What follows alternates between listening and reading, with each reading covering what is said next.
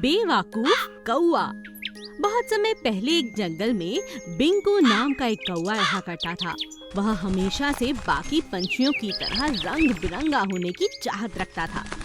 वो देखो, वो तोता कितना सुंदर है, कितने अच्छे रंग हैं, और मैं पूरा काला हूँ।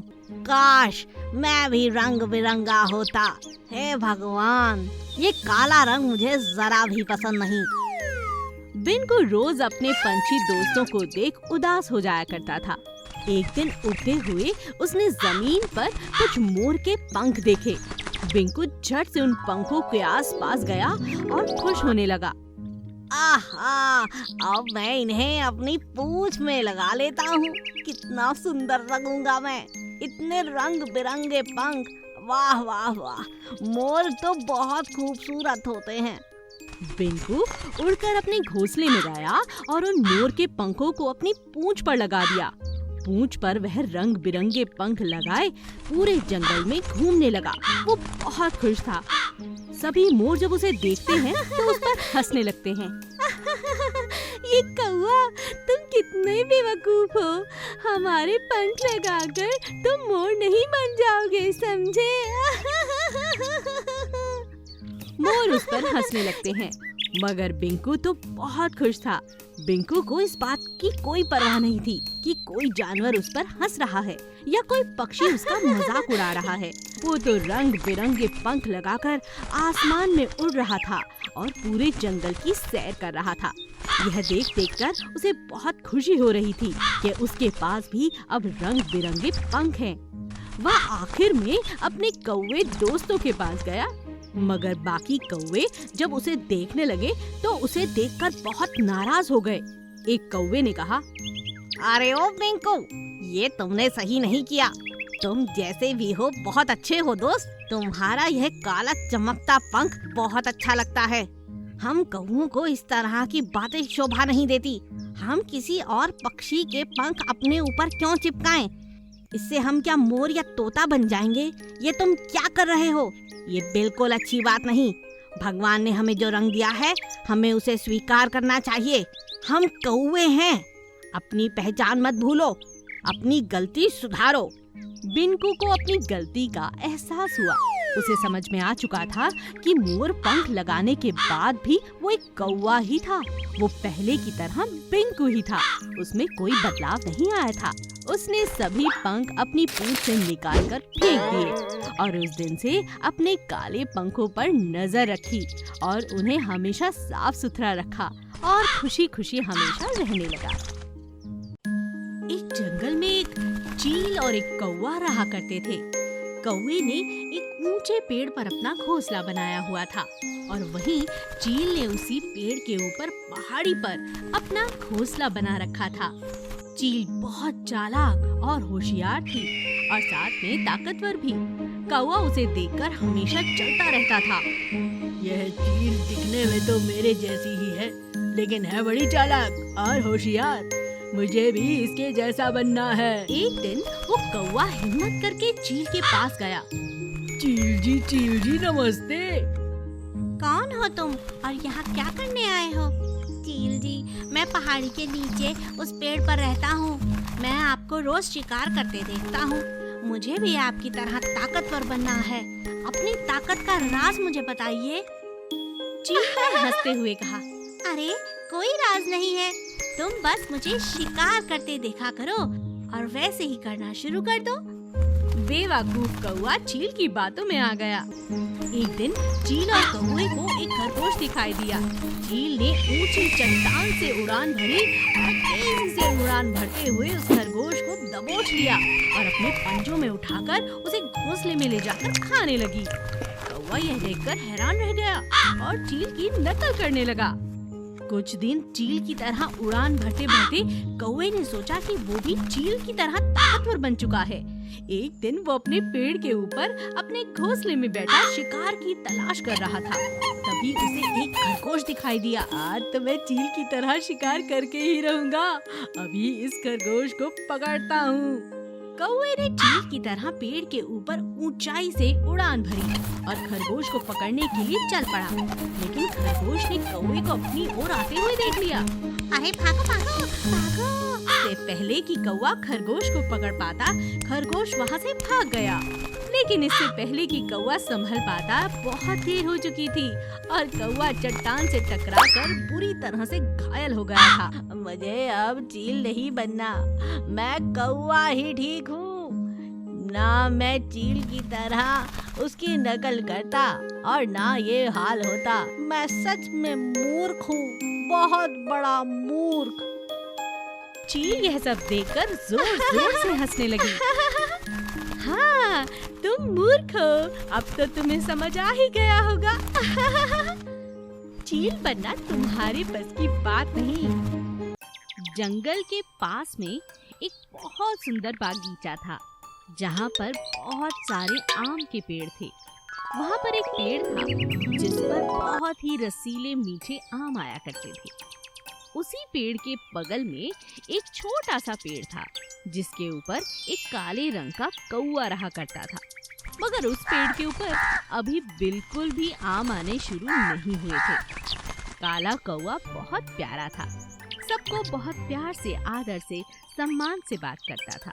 क्या बात है, कहाँ जा रही हो लोमड़ी? कुछ नहीं, अपनी मौसी के घर जा रही हूँ। कैसे हो तुम? मैं ठीक हूँ। अच्छा, ध्यान रखना, बारिश का मौसम हो रहा है। ठीक है कालू भाई। कालू इसी तरह सबके साथ हंसी खुशी रहा करता था। एक दिन अचानक एक बड़ा सा कौवा उस बागीचे में आकर रहने लगा। ये बागीचा तो रसीले आमों से भरा पड़ा है। किसी को यहाँ पर खाना है तो मेरी इजाजत लेनी होगी। वो दुष्ट काला कौवा हर किसी को परेशान करने लगा। हर कोई वहाँ से गुजरते हुए 100 बार सोचता। एक दिन कालू के पास वो नया वाला बड़ा कौवा आकर कहता है, तू यहाँ कब से रह रहा है? चल निकल यहाँ से। आज के बाद ये बागीचा बस मेरा होगा, समझा? ये तुम कैसी बातें कर रहे हो? मैं यहाँ बरसों से रह रहा हूँ और ये बागीचा किसी का नहीं, ये हम सबका है। दोनों में लड़ाई शुरू हो गई। बड़ा काला कौवा छोटे मासूम कौवे को घायल कर देता है और अपने पेड़ पर जाकर बैठ जाता है। यह सब रसीला आम का बड़ा पेड़ देख रहा था। रसीला पेड़ कालू को आवाज लगाकर कहता है, सुनो कालू, मेरे पास आओ। कालू हैरान रह जाता है। क्या ये पेड़ से आवाज आ रही है? हाँ हाँ, मैं बोल रहा हूँ। मेरे अंदर जादुई शक्तियाँ आ चुकी हैं। अब तो बरसों से यहाँ पर रह रहा हूँ ना। तुम मेरी शक्तियों का इस्तेमाल करो। आज के बाद सिर्फ और सिर्फ मेरे आम खाना। मेरे आम खाओगे तो बहुत सारी शक्ति तुम्हारे अंदर आ जाएगी और इस बड़े काले कौवे को मार गिराओगे। कालू कौवा यही करता है। अब वो दिन रात सारे रसीले बड़े बड़े आम खाने लगा। धीरे धीरे उसके अंदर शक्ति बढ़ गई और एक दिन युद्ध के दौरान उसने बड़े कालू कौवे को मार गिराया और सारे जंगल और बागीचे को उस दुष्ट कौवे से निजात मिल गई। कपटी कौवा। एक जंगल में चीनी नाम की एक चिड़िया रहा करती थी। वो बहुत ही दयालु थी और भोली भी थी। सभी पर विश्वास बहुत आसानी से कर लिया करती थी। जंगल के सभी जानवर और पशु पक्षी उसकी बहुत इज्जत करते थे, उसे बहुत प्यार करते थे। एक दिन जब वो कहीं जा रही थी तो अचानक अपने पेड़ के पास जहाँ उसका घोंसला था, उसने एक कौवे को देखा जो कि उठ भी नहीं पा रहा था और मदद के लिए पुकार रहा था। बचाओ, बचाओ, कोई है? मेरी मदद करो। अरे चीनी चिड़िया ने जमीन पर पड़े कौवे की मदद की सोची और वो उसे उठाकर अपने पेड़ पर ले गई और कौवे से पूछा, कौवे भाई, क्या हुआ है तुम्हें? मैं पानी की तलाश में जा रहा था, लेकिन अचानक एक बाज ने मुझ पर हमला कर दिया और मैं ऊपर से नीचे गिर पड़ा। कौवे की बात सुनकर चिड़िया ने कहा, कोई बात नहीं कौवे भैया, ये लो पानी पियो। जब तक तुम चाहो यहाँ रह सकते हो, यहाँ आराम करो, ठीक होने के बाद जा सकते हो। चीनी की बात सुनकर कौवे ने कहा, मैं ठीक होते ही यहाँ से चला जाऊंगा। ठीक है। लेकिन चीनी यह नहीं जानती थी कि वो कौवा कितना कपटी है और उसके मन में क्या चल रहा है। कौवा मन ही मन खुश होकर सोचने लगता है, अरे वाह, कितनी मोटी चिड़िया है। बस थोड़ा ठीक हो जाऊं तो इसे मार कर खा जाऊंगा और इसके पेड़ पर ही हमेशा के लिए आराम से रहूंगा। इतना बढ़िया घर बना रखा है इसने। चीनी ने कौवे की खूब सेवा की और कुछ ही दिनों में वो बहुत जल्द ठीक भी हो गया। एक दिन जब वो दोनों मिलकर बाहर घूमने के लिए जा रहे थे, उन्हें रास्ते में चीनी का एक दोस्त भोलू बंदर मिल जाता है, जो कौवे को देखकर चीनी से कहता है, अरे अरे चीनी, जरा इधर आना, मेरी बात सुनो। क्या है? तुम्हें ये कपटी कौवा कहाँ से मिला? क्या तुम इसे जानते हो भोलू? हाँ हाँ, मैं इसे अच्छे से जानता हूँ। ये बहुत ही कपटी है। पिछले साल ही इसने मेरे पास के जंगल वाले पेड़ में एक कबूतर के अंडों को खा लिया था और जानती हो, उसे भी दोस्त बनाकर ही रहता था। ये बहुत कपटी है। अरे नहीं नहीं भोलू, ये तो बहुत अच्छा है। ठीक है, जैसी तुम्हारी मर्जी।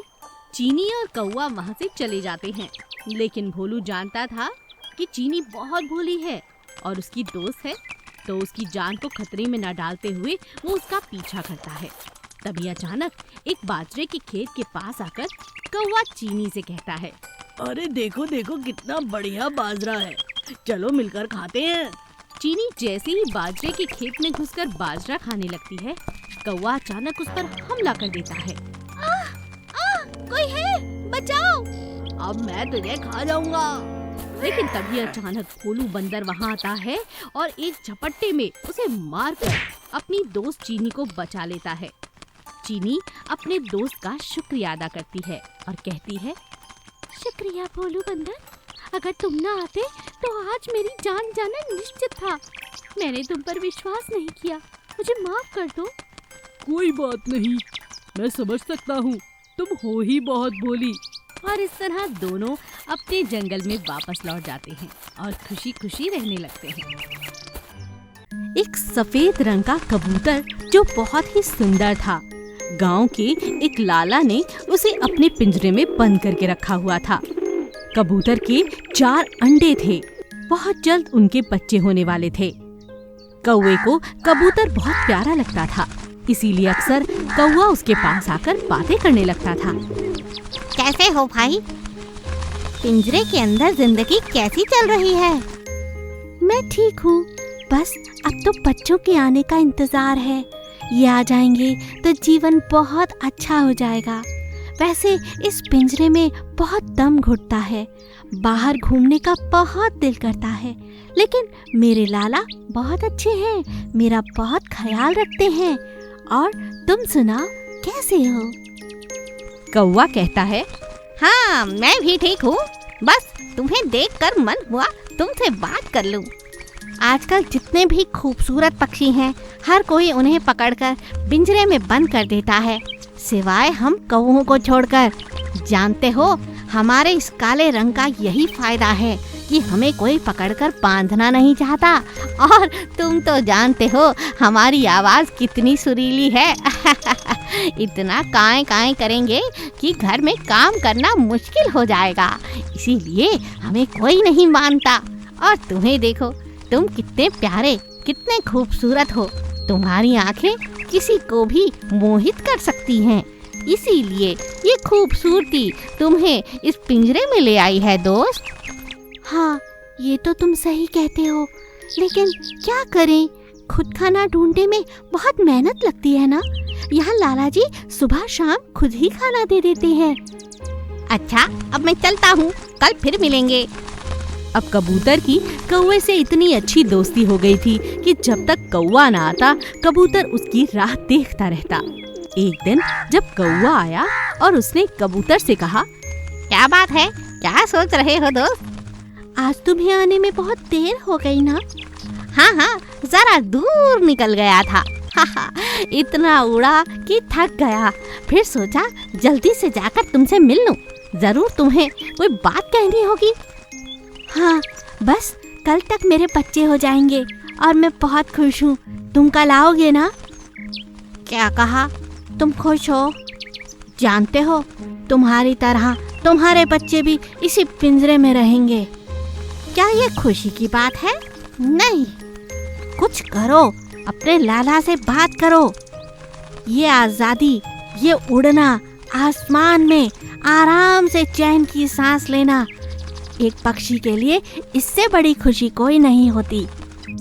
कौवे की बात सुनकर कबूतर को एहसास हुआ कि पिंजरे में नहीं, आजाद रहने में ही सबसे बड़ी खुशी है। जंगल में एक ही पेड़ पर एक कौवा और एक तोता रहा करते थे। तोता सारा दिन बातें करता था, गाने गाता था और इस बात से हमेशा ही कौवे को बहुत परेशानी होती थी। एक दिन तोता जोर जोर से बातें कर रहा था। अरे भाई कौवे, चुपचाप क्यों बैठे हो? अरे देखो ना, कितना बढ़िया मौसम है। मन तो करता है अमरूद खाऊं, बेर खाऊं और ना जाने क्या क्या खाऊं। और आज क्या इरादा है? कहीं घूमने जा रहे हो या बस बैठे ही रहोगे? जानते हो, कल मुझे बिल्ली मिली थी। वो अपनी मौसी के घर जा रही थी, तो मैंने उससे कहा कि तुम क्यों ना मुझे भी अपने साथ ले चलो, पर उसने कहा कि आज नहीं, अगली बार तुम मेरे साथ जरूर चलना। तो जानते हो मैंने क्या कहा? अरे बस बस, कितना बोलते जा रहे हो तोते। तुम्हारी बकवास सुनने का मेरे पास समय नहीं।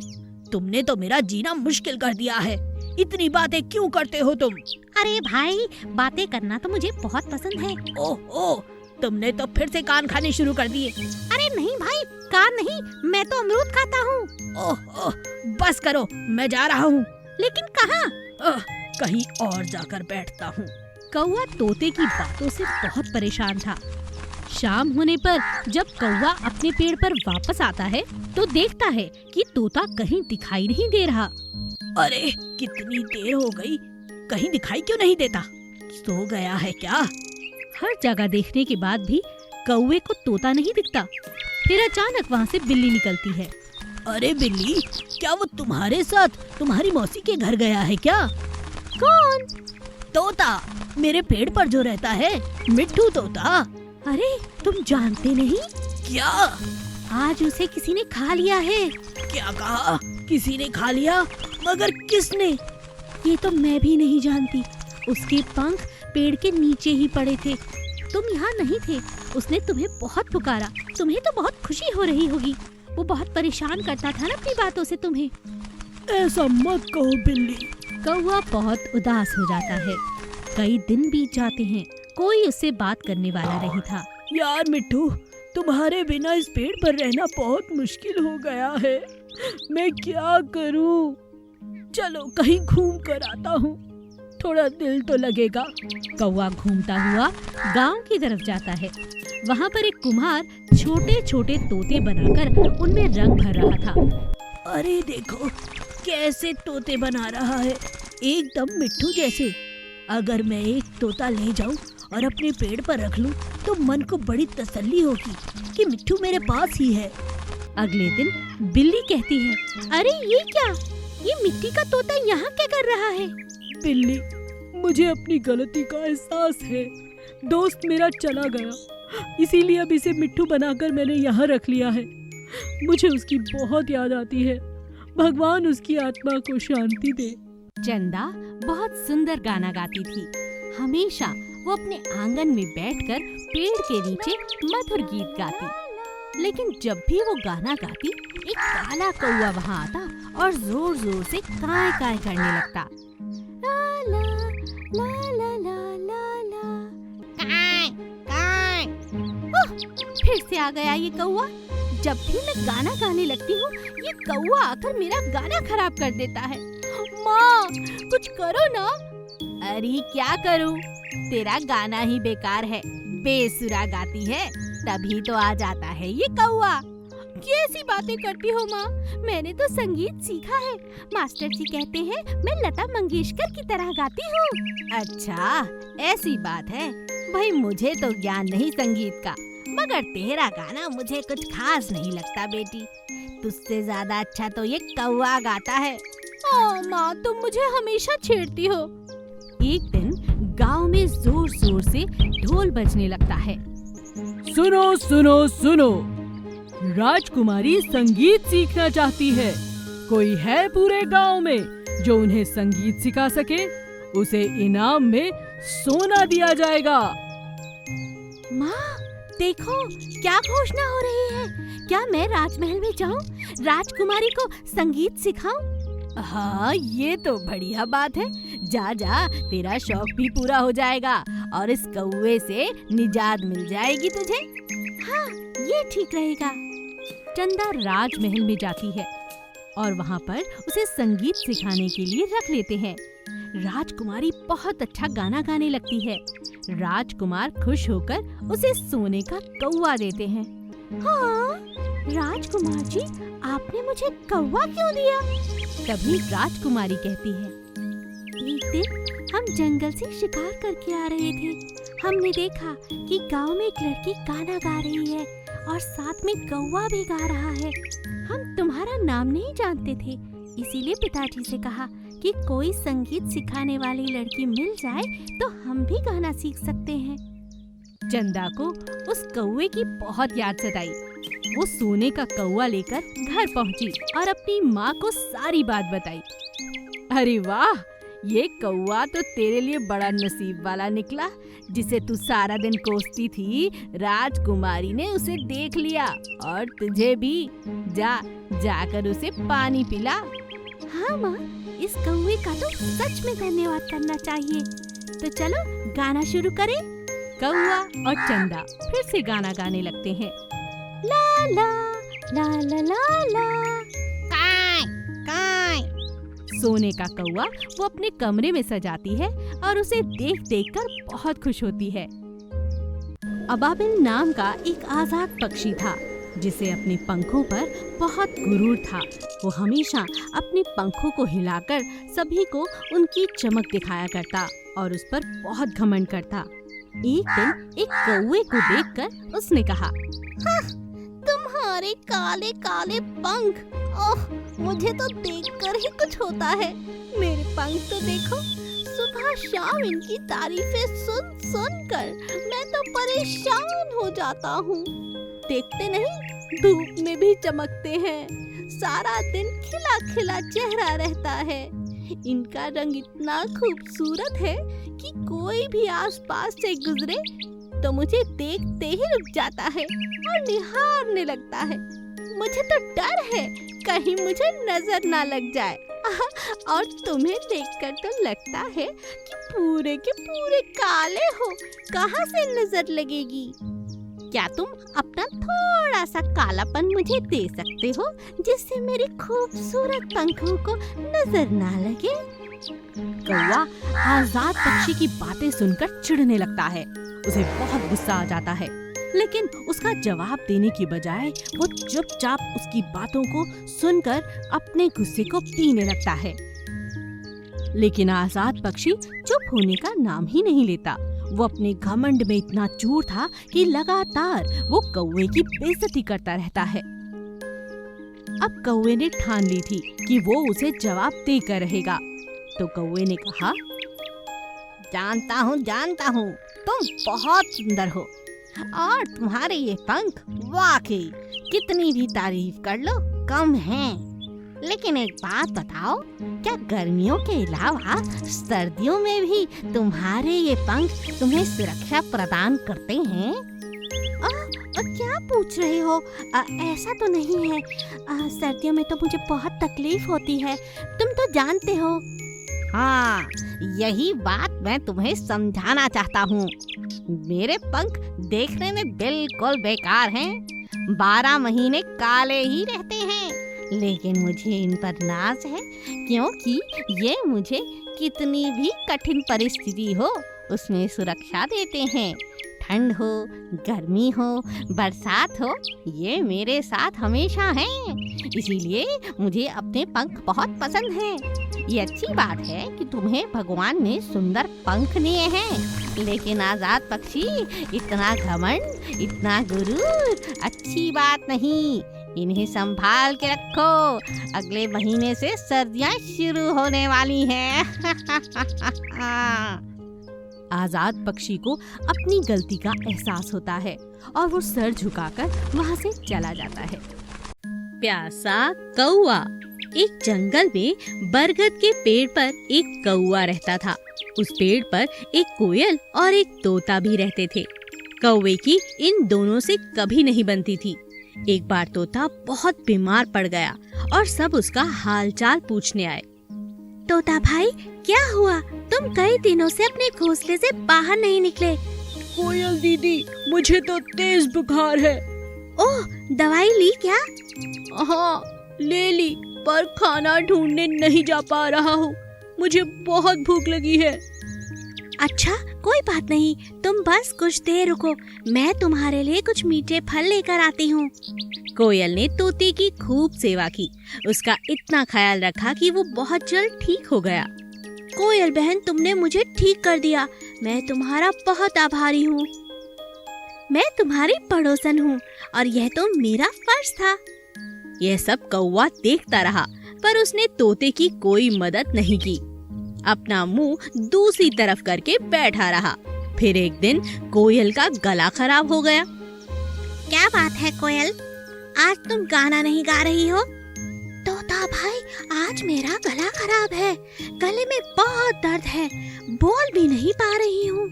क्या मैं तुम्हारी कुछ मदद कर सकता हूँ? हाँ, क्या तुम डॉक्टर बंदर से मेरे लिए दवाई ला कर दे सकते हो? हाँ हाँ, क्यों नहीं, मैं अभी दवाई लेकर आता हूँ।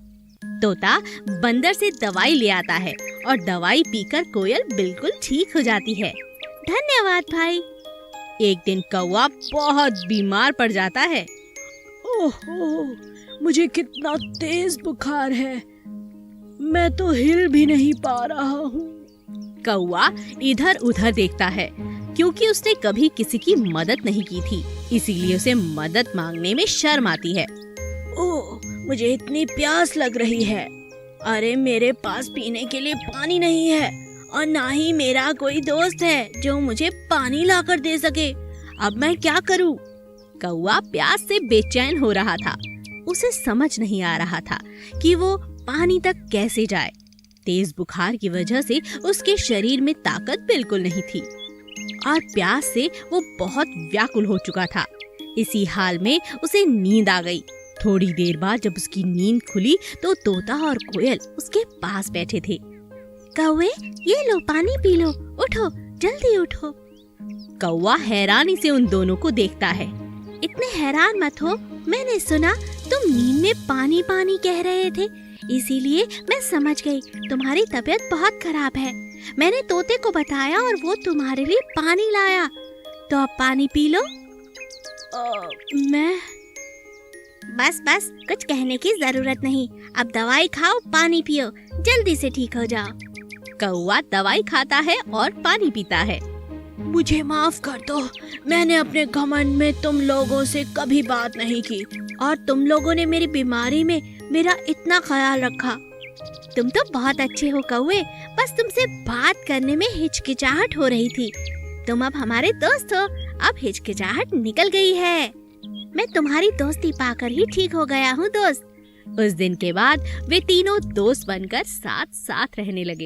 एक घने जंगल में एक पेड़ पर कालू कौवा अपना घोंसला बनाकर रहता था।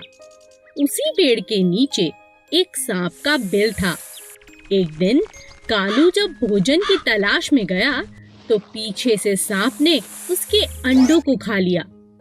जब कौवा वापस अपने घोंसले में आया तो अपने बच्चों को ना पाकर बहुत उदास हो गया। कौवे को सांप पर शक भी हुआ और उसने फिर सांप से पूछा, भाई साहब, क्या तुमने किसी को मेरे घोंसले की तरफ आते देखा? किसी ने मेरे अंडों को खा लिया है? नहीं नहीं, मैंने किसी को नहीं देखा। मुझे नहीं पता तुम्हारे अंडे किसने खाए। कुछ समय बाद फिर से ऐसा ही हुआ, पर इस बार कौवे ने सांप को अपने अंडे खाते हुए पकड़ लिया। अच्छा, अब समझ आया, तुम ही मेरे अंडों को खा जाते हो। मुझे तुम पर पहले ही शक था। तुम्हारी इतनी हिम्मत कैसे हुई? मेरे अंडों को खा गए। मुझे भूख लगी थी, इसीलिए मैंने तुम्हारे अंडों को खा लिया। तुम मेरा कुछ नहीं बिगाड़ सकते। इतना कहकर सांप अपने बिल में चला गया। कालू बहुत उदास हो गया और उसने सांप से बदला लेने की सोची। फिर वह उड़ता हुआ राजा के महल की तरफ चला गया। तभी उसकी नजर महारानी पर पड़ी, जो तालाब में स्नान कर रही थी। महारानी के कीमती जेवर तालाब के किनारे पड़े थे, जिनकी निगरानी उनके सिपाही कर रहे थे। कालू कौवे को एक उपाय सूझा। वह एक लंबा सा हार अपनी चोंच में फंसाकर उड़ने लगा। सभी सैनिक कौवे का पीछा करने लगे। कालू ने चालाकी से उस हार को सांप के बिल में डाल दिया। जब सैनिकों ने बिल में डंडा मारा, तब बाहर निकला सांप, जिसके गले में महारानी का हार था। सैनिकों ने पीट पीट कर सांप को जान से मार दिया और हार ले लिया। इसी तरह कालू कौवे ने सांप से अपना बदला ले लिया।